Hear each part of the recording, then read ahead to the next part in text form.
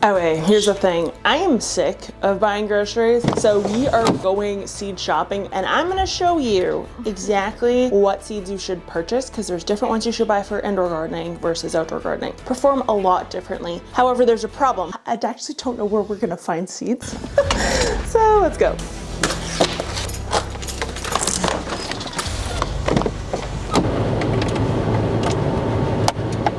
If we're being honest, what Canadian can't live with those two options in the vehicle? Just saying.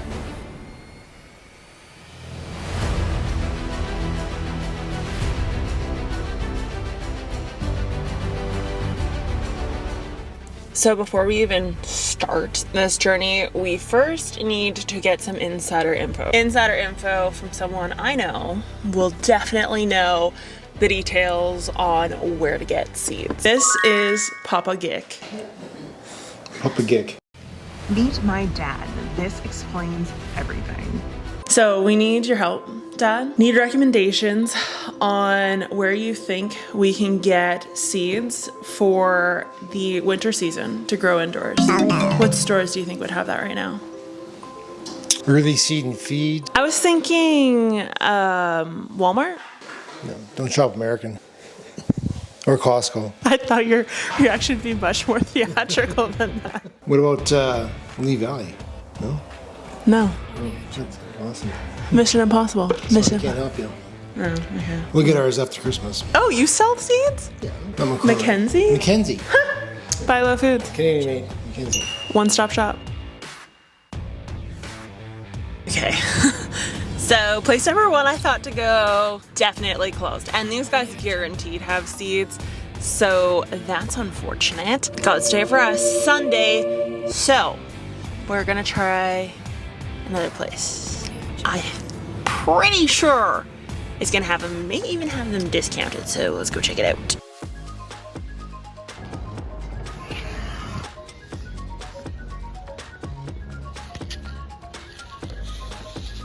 Okay, good but bad news.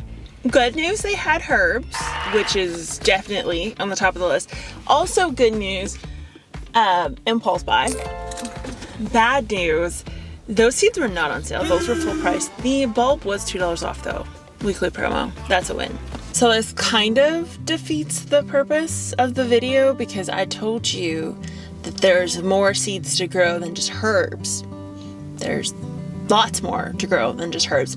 So we gotta keep looking. So we're gonna go to another place. And I hope that that place has what we need.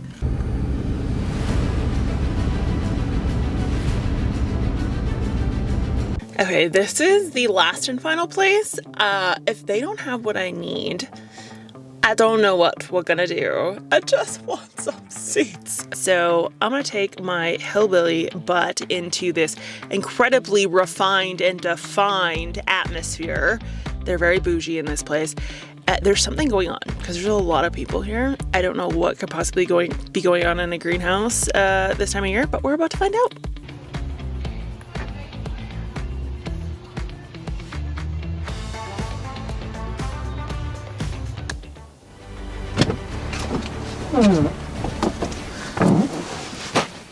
Zero. Not a herb, not a lettuce, not nothing. Zero. Not even last year's seeds. Zero. Okay. Let's go back home. When I woke up this morning, I never thought to myself that I'd be coming home with a Christmas plant and a giant tiger tooth philodendron, but neither one of those things are edible. So that's not going to feed me when Christmas rolls around and I want to show everyone my homegrown goods.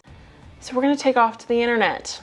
If you guys have been around here long enough, you know that I shop for a lot of seeds online. But like I said, there's specific seeds you have to purchase for growing indoors because it makes a pretty big difference when we're dealing with closed spaces. On the shopping list today is greens, herbs, tomatoes, cucumbers, zucchini, and any sort of compound carb, I guess you could say, that's easy to grow indoors. So we'll get herbs out of the way right away.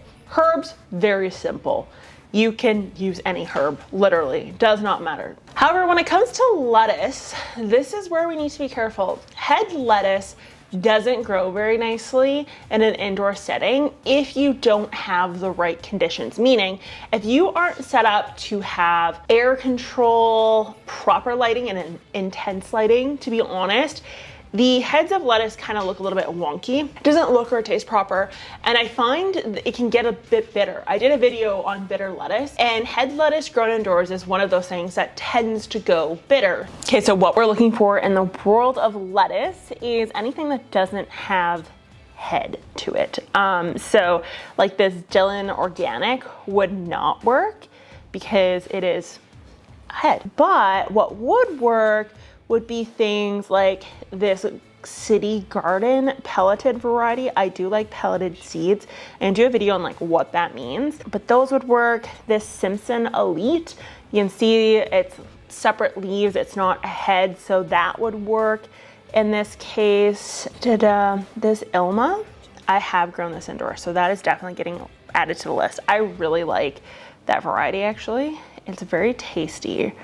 Like this would work really well too. See how it's not a head, it's like an individual. It's the Oaky Red Splash, so we'll go with that because everybody wants color. There's so much. Freckles, this one would work too. Again, individual leaves. Okay, let's do spinach now. Literally any of these would work. There's no specifics here. If you just want to go for greens in general, you could honestly go with arugula, spinach, bok choy, you name it, would all grow just fine in an indoor setting. It's just the head lettuce we have to watch out for. Cabbage, technically, it's one that doesn't do well if we're thinking greens in your head. Cabbage is one that doesn't do well in an indoor setting either. Save that one for outdoors. Okay, next up is definitely some sort of fruit. So you can do peppers or tomatoes indoors. You could do zucchini, and you could also do cucumber. Again, there are some specifics you should look at if you are growing inside. The first one being tomatoes. Tomatoes, you want to go for a determinant variety. So it will say dwarf or determinant or container, patio. That's usually the naming that they use in these types of varieties. Let's do determinant tomatoes. What's crazy is that everyone, okay, that is not what I want. That is a bean. Tumbler, Tiny Tim, Red Robins, these are it. That is a determinant tomato. Very compact, very tiny, and so much seed, so much tomato. So you know how tomato plants usually they flower and you harvest from it, it's done. This is the plant that keeps giving. It just keeps on giving you more and more and more tomatoes. So definitely a choice there. For peppers, go crazy. All of them will work. Literally hot peppers, bell peppers, you name it. They're pretty small plants to begin with, unless you're overwintering and exponentially growing them forever. But ultimately speaking, they're pretty easy to find. There's no specifics there. Okay, next up is going to be the cucumbers.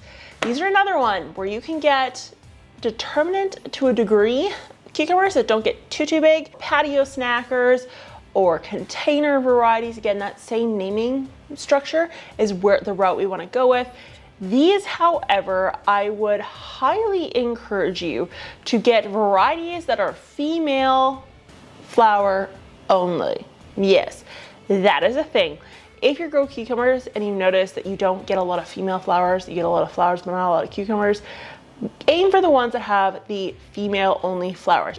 And you can also get ones that are resistant to bitter taste, which may be needed if you're growing in a grow tent and you're not great at temperature control yet, so things tend to heat up a little bit. Maybe something to consider is to get a bitter-free variety combined with a female flowering. I also want to try to grow zucchini indoors this year, just one plant. I think that's all I'll need.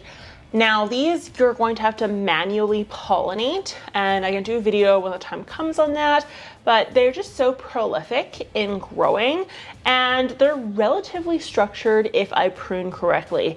And they just keep giving fresh veg that you can use in so many different ways. So I think I'm going to try zucchini, just one, and I'm gonna go with the Black Beauty. There is no indoor variety in this case, you just go with whatever. Okay, last up is technically potatoes. So potatoes could be grown indoors. I'm not gonna do that because I have potatoes coming out of my butt right now.